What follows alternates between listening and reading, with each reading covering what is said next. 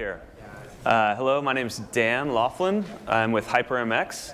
We're a New York-based ad network that's focused on bringing brand ads into mobile games. So we work with a lot of game developers to help them with monetization, running Fortune 500 brand ads.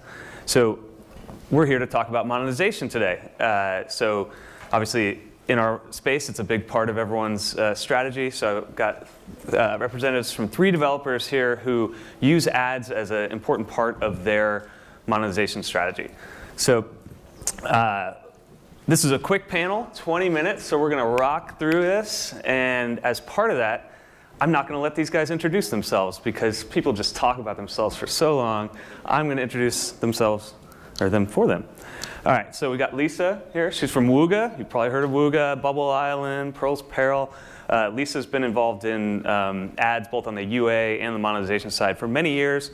Previously was at Fiber, so she can tell you anything about mediation and ads and such. So that's Lisa. We've got Daniel from Fluffy Fairy. Daniel is relatively new to the games industry, but is instantly successful with a game called Idle Miner Tycoon. Their studio is just relocating to Berlin from a smaller town that I can't pronounce in Germany. And they've got a new title on the way that we're all excited to see. And then Aaron from Graham Games, which I'm sure you've all heard of, 1010, 6, Merged. Aaron is an American-educated Turkish citizen, I believe, yes, and actually spent most of his career in management consulting, being very serious, probably kind of boring, but found himself into the fun world of games. So here we are. All right, so we'll just dive right in. So I've asked these guys some questions in advance so that we can get through this kind of quickly, and I won't say whose answer is who. They can decide to chime in or not, or they could stay anonymous. First question I asked them is, what is a lesson you've learned on your journey through ad monetization? Probably some experiments that failed, some ideas that you thought were going to be innovative and amazing that didn't work out. So let's start with failures and we'll build them back up into successes. Who wants to start? We've got some interesting stories up here. Don't be shy. Did you get your microphone? Oh, we have another microphone. There's a third microphone somewhere. Anyone? No. Okay. So for us, when we design ad placements, it's all about the user experience.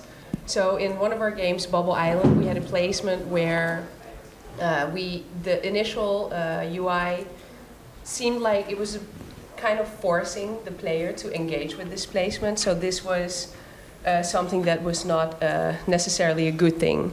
So what we've learned from that is when you design a placement and you first roll it out, look at the numbers and see if you want to change things around. So we actually did quite some iterations on this specific placement where right now it's much more clear to the user that there is a way out, that they don't have to engage with it, and it's important that for a rewarded video format that it stays an opt-in format. So for us, we change a lot with the different placements that we have and try to find and optimize until we have the best possible format.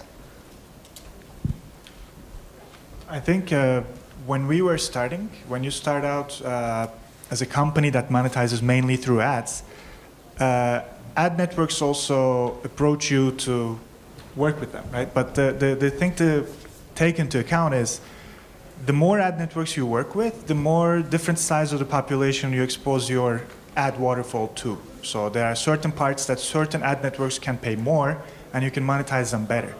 So, and when you talk to different networks, though, generally the first selling point they have is that they give out good eCPMs, they have the highest CPMs, which for us is always secondary. What really matters is, does it affect retention? Does it affect the number of times the ad is watched, especially if it's on a voluntary basis like rewarded videos? So we take into account more the ARPDAU, so the average revenue per daily active user.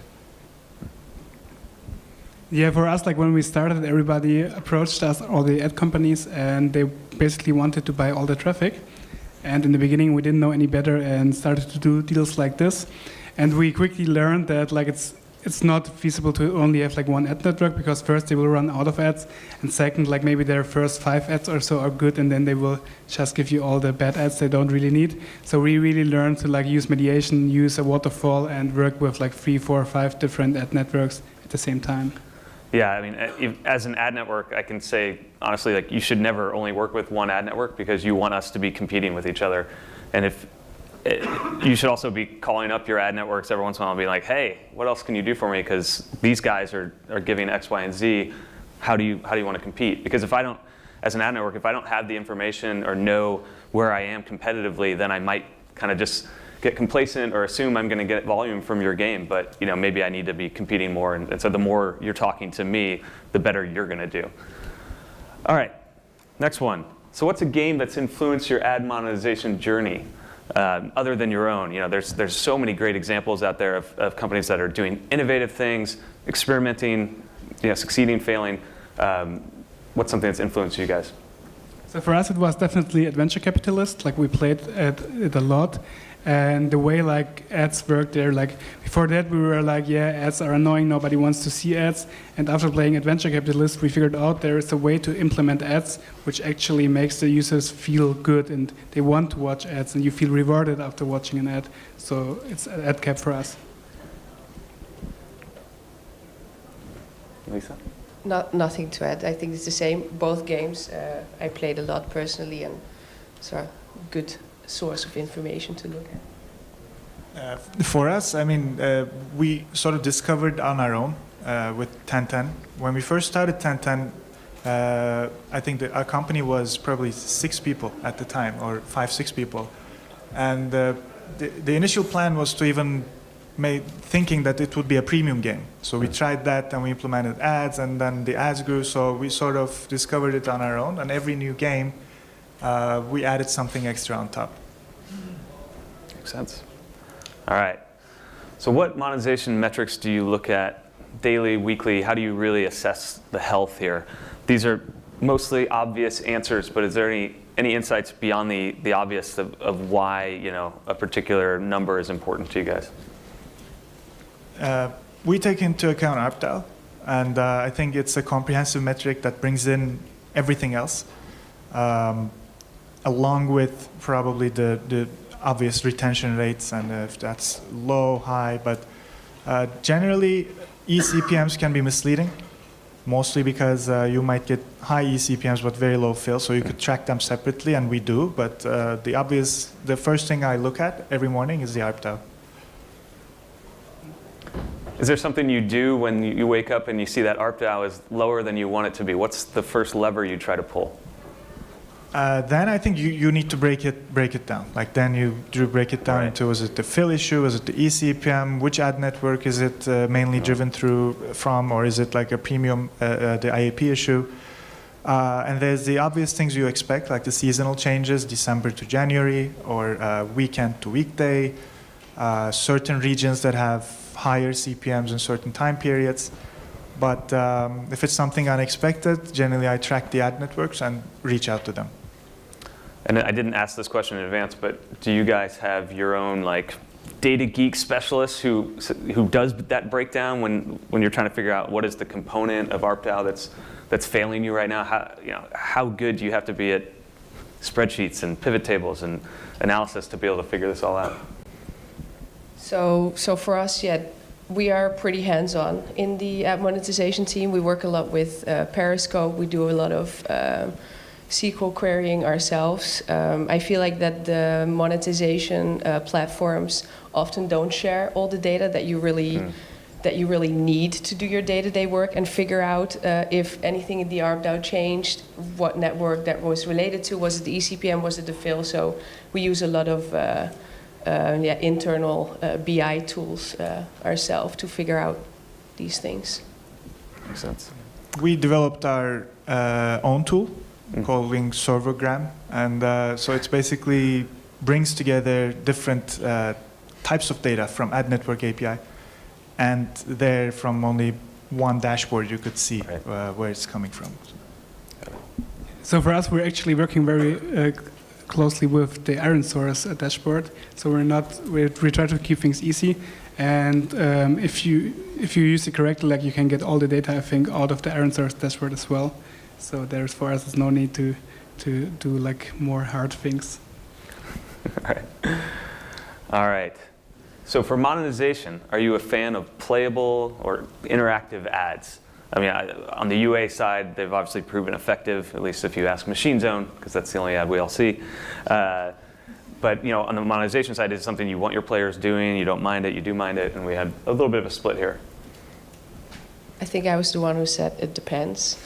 I think it depends, because playables are out there in a lot of different quality types.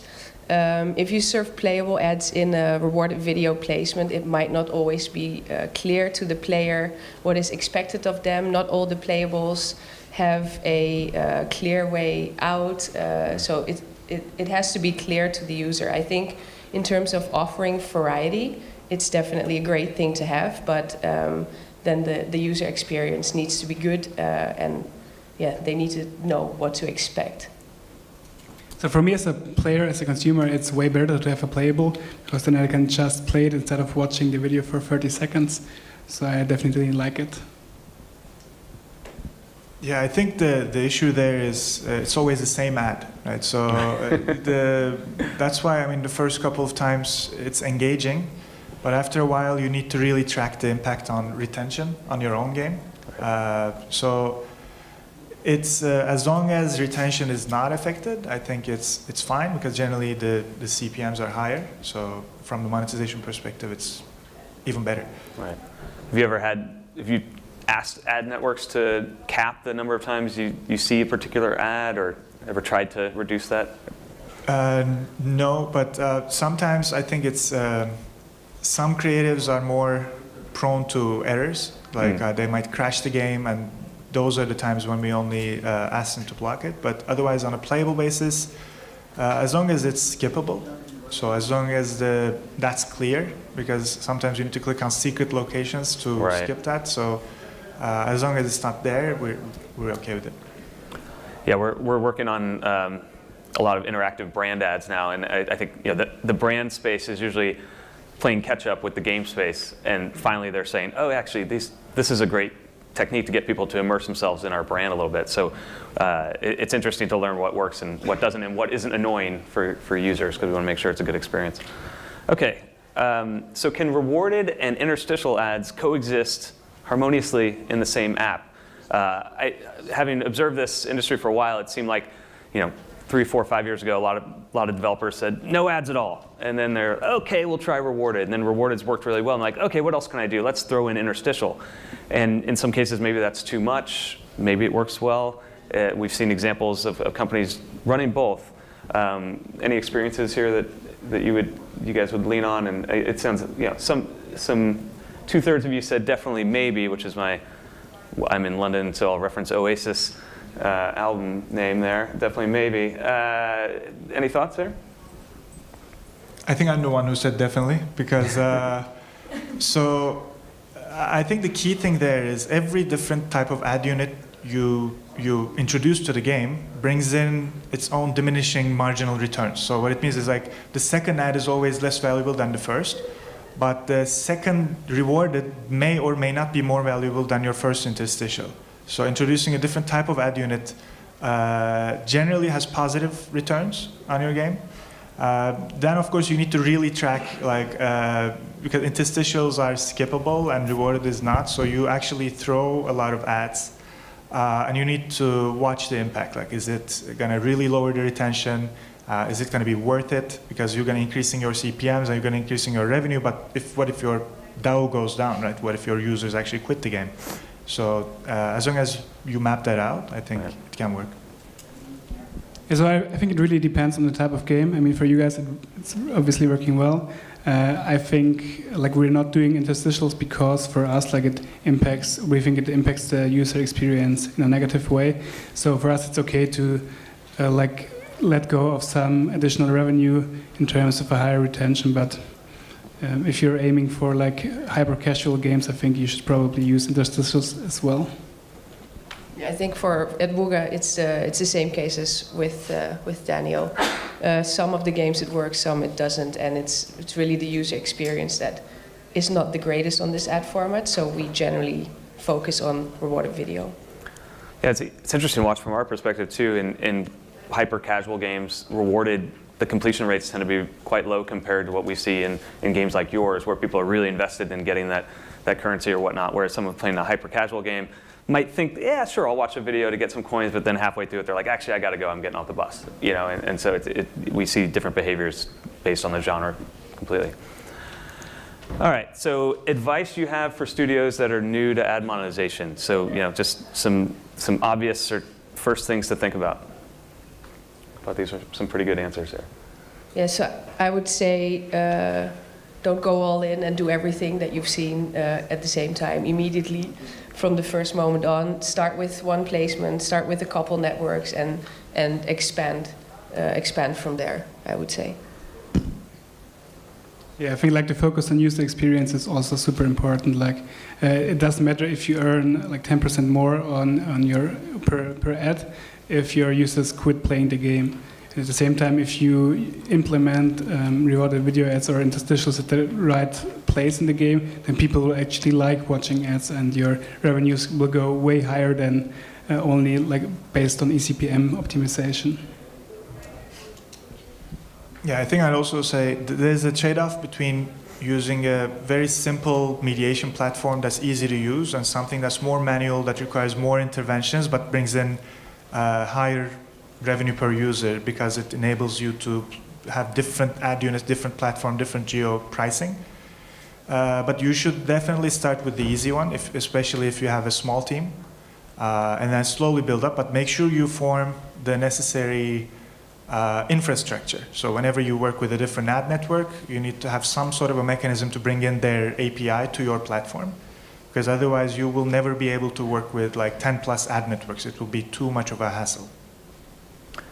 Yeah, and as much as I want our ad network to be in every game, when someone tells me like, you know, it's a new studio and they're working on their first game and they want to put in 5 or 6 networks, I'm like, no, there's just no need for that yet. You know, put in 2 or 3 and see what you've got, and then you can add more. All right, so I think this is our last question here. What's on your mind for 2018? What are you guys talking about in terms of ads in-house? So my answer was more ad diversity. Like, we're very happy with the video ads, but we also think there might be some ways that aren't bad for user experience to maybe implement interstitials or offer walls or maybe some newer ad format. So we will definitely try to do that. I'm the one who said header bidding because the way the current system works on mobile is very manual. So you need to manually rank networks, you need to manually set floors. It's not like the desktop system where you can actually bring in everyone auction at the same time, right? It's getting there, but it's still not there. So more and more the larger networks are switching to header bidding. So I think for the near future, that should be the thing to exist, both for a fairer competition and more diversification as well. Yeah, I think the same for me as both of them already said. So we've been talking a lot about header bidding or advanced bidding, not sure what we're going to call it, I guess, last year, and we're slowly getting there, I think, or slowly going into the right direction. And for us, it's also important to improve the variety of ads and making sure that we don't serve the same ad to our players over and over again, and getting, hopefully to a point where more and more brands will also see games as an acceptable platform to advertise in. Yes, that'll be good for all of us. Cool. All right, so we've got 2 minutes. Any questions from the audience? I always make sure to include this picture in every presentation I do, so thank you for tolerating that. Anyone? 1 minute and 30 seconds. There we go. So as you guys... Nope. Yeah. Yeah? There we go. There it is. As you watch user behavior with ads over time, do you develop different ad strategies for different segments of users? Maybe increase the interstitials for one segment of user that never monetizes, and so forth? Good question. This is something that we are, at Wooga, we're currently looking at. I think the question at Wooga often is, do we show ads to paying users, yes or no? And if we do we show ads at the same frequency as for non-paying users? So this is something that we're currently juggling around with and testing and making changes. Yeah, on our side, we have the main distinction between paying and non-paying. So if you're a paying user, you only get the opt-in ads, so you don't get interstitials or banners if you're a paying user. But otherwise, we leave it to the ad networks, basically, because we, as a hyper-casual developer, don't collect a lot of information from the user, both to not be liable, but also we don't deal with it, right? So ad networks have that information and they can bid higher on their own. So our job is to have as competitive as an auction as we can, so that if an ad network has some information that they want to bid higher, they should be able to do that and get the impression. So for us, rewarded videos are deeply integrated into the gameplay and into the core loop. So everybody needs to get like the same kind of user experience with ads, because like the balancing and everything depends on it. So for us, there's no differentiation. Interesting. Cool. All right, we are out of time. Thank you all very much.